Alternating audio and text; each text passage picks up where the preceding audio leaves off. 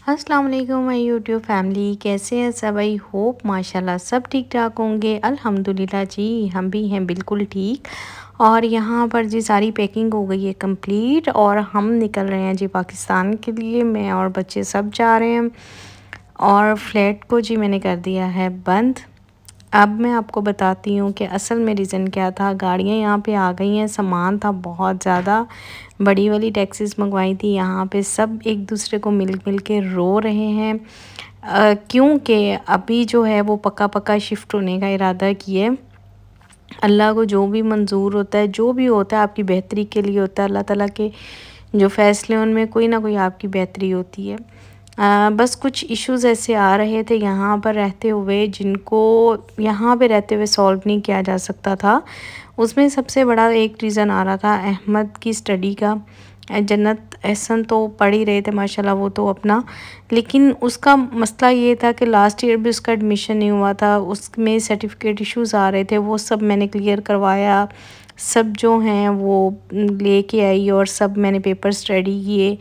अभी मैंने दुबई का, शारजा का, अजमान का कोई स्कूल नहीं छोड़ा जहाँ पे मैंने विज़िट नहीं किया। लेकिन इशू ये आ रहा था कि यहाँ की गवर्नमेंट जो है वो आपको किसी भी क्लास में एडमिशन देते हुए आपकी एज देखती है। अगर आप 12 साल के तो आपने 7 क्लास में जाना, आप 13 साल के तो आपने 8 क्लास में जाना है। तो असल में इसकी एज और क्लास का इशू आ रहा था। तो अभी मैं इसको एडमिशन करवाना चाह रही थी 7 क्लास में, लेकिन वो लोग इसको ले रहे थे 8 क्लास में। और 8 क्लास में जब बच्चा जाता है और यहाँ पर जो है वो स्टडी आपको 1 साल आगे की पढ़नी पड़ती हैं बुक्स, ठीक है। मतलब कि अगर 8 क्लास में जाता है तो 9 का, तो मेरे बच्चे को 2 साल की आगे 8 और 9 की बुक्स का पढ़ना बहुत ज़्यादा मुश्किल था ये मेरे लिए। तो सबसे बड़ी रीज़न मेरी ये थी बच्चों को पाकिस्तान भेजने वाली। यहाँ पर जी हम पहुँच चुके थे एयरपोर्ट।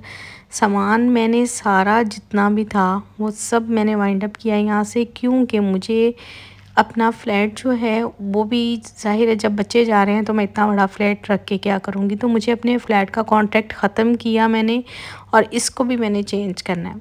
मेरे लिए ये वक्त बहुत मुश्किल है, बहुत मुश्किल है। उसकी रीज़न ये है कि मेरे ऊपर बर्डन बहुत ज़्यादा हो गया। पाकिस्तान के हालात आप सबको पता हैं कि क्या हालात हैं, किस तरह से मैं अपने बच्चों को लेके जा रही हूँ ये मैं जानती हूँ, ये मेरा खुदा जानता है। कि बस अल्लाह ताला हिम्मत दे मुझे, इंशाल्लाह आमीन। और मैं ये अगर मतलब ये वक्त नहीं रहा तो रहना ये भी नहीं है। इंशाल्लाह बहुत जल्दी अल्लाह ताला सब कुछ ठीक कर देंगे और बच्चे दोबारा यहाँ पे आएंगे और हम सब साथ में रहेंगे।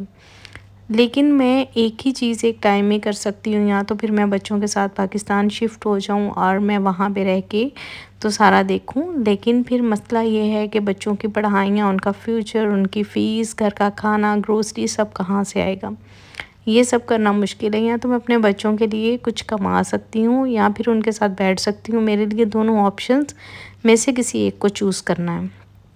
तो ये सारा कुछ सोचते हुए अभी फ़िलहाल जो है मैं बच्चों को लेके जा रही हूँ।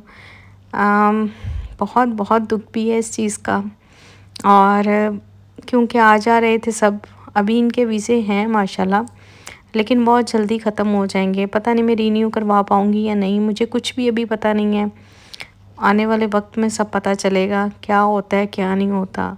अभी मैंने अल्लाह की सुपुर्द कर दिया सब कुछ, और जिस तरह भी जो अल्लाह चाहेंगे, अल्लाह की जो मर्ज़ी है उसी तरह से चलना है। इसमें अल्लाह ताला की कोई बेहतरी है, बस यही सोचते हुए मूव किया यहाँ से। आप सब भी दुआ कीजिएगा कि मेरे लिए बहुत सारी आसानियाँ हो। मेरे लिए फिर एक दफ़ा ये बहुत सारा मुश्किल टाइम आया है। बातें करने वाले कर जाते हैं कि शायद ऐसा नहीं है या वैसा नहीं है, जिस पे गुज़र रही होती है पता उसको होता है कि उसके साथ क्या चल रहा है, ठीक है, कौन से इश्यूज चल रहे हैं। लोगों को ये लग रहा होता है कि सब कुछ स्मूथली चल रहा है, लाइफ बहुत इजी चल रही है, ये भी हो रहा है, ये भी हो रहा है, ये भी हो रहा है। लेकिन देखिए हर चीज़ जो है वो इंसान मैनेज करने की कोशिश करता है, लेकिन कहीं ना कहीं आके तो आपकी हिम्मत भी टूट जाती है, आप यकीन करें।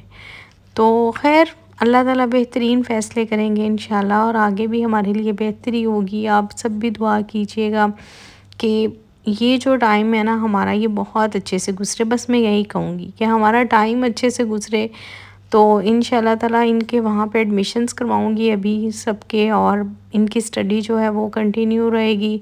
बड़े तो दोनों पढ़ रहे थे, अहमद का था मुझे बहुत ज़्यादा, तो वो भी चले साथ साथ, वो भी हो जाएगा।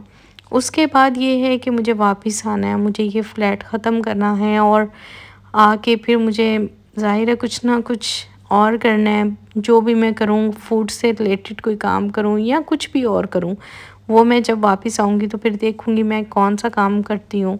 अभी फ़िलहाल जी हम पहुँच चुके हैं पाकिस्तान, और जैसे ही लैंडिंग हुई तबीयत मेरी पता नहीं क्यों बहुत अजीब हो रही थी। शायद कि उम्रा से आके बहुत ज़्यादा पैकिंग, काम, स्ट्रेस, टेंशन, हर चीज़ का बर्डन जो है मेरे सर पे था। ज़ाहिर है जब माँ और बाप दोनों का रोल आपने अदा करना है तो आपके लिए बहुत सारी चीज़ें मुश्किल हो जाती हैं। आप कहीं न कहीं आके टूट भी जाते हैं। एक दूसरे के सहारे से इंसान चल रहा होता है, लेकिन बहुत मुश्किल है, बहुत मुश्किल है, हर चीज़ को करना बहुत मुश्किल है। तो अल्लाह ताला सबके लिए आसानियाँ पैदा करे। यहाँ पर जी देखिए आपसे बातें करते करते माशाल्लाह पहुँच गए। बच्चे थोड़े अफसरदा थे, लेकिन उनको आपको पता है पाकिस्तान जाने की भी खुशी होती है कि पाकिस्तान जा रहे हैं, तो मिली जुली सी कैफियत थी। तो लेकिन ये भी था कि अभी पता नहीं दोबारा दुबई कब वापस आएंगे। तो खैर मैंने उनसे कहा कि इंशाल्लाह जल्दी आएंगे, कोई मसला नहीं है। तो अभी जो है वो हम पहुँचते हैं घर, पहुँच के थोड़ा सा रेस्ट करेंगे, और उसके बाद जो है वो फिर मैं आपको नेक्स्ट व्लॉग में इंशाल्लाह ताला मिलूँगी, और वो व्लॉग जो होगा वो हमारा पाकिस्तान से ही स्टार्ट होगा। तो अभी जो है अभी मैं आपसे यही कहूँगी कि आपकी बहुत सारी दुआओं की ज़रूरत है आपकी बहन को। एक दफ़ा ये थोड़ा सा मुश्किल वक्त पहले भी आया था, गुज़र गया था, तो अभी भी गुज़र जाएगा। तो माशाल्लाह जी घर पहुँच गए, तो मिलते हैं इंशाल्लाह नेक्स्ट व्लॉग में। तब तक के लिए अल्लाह हाफ़िज़।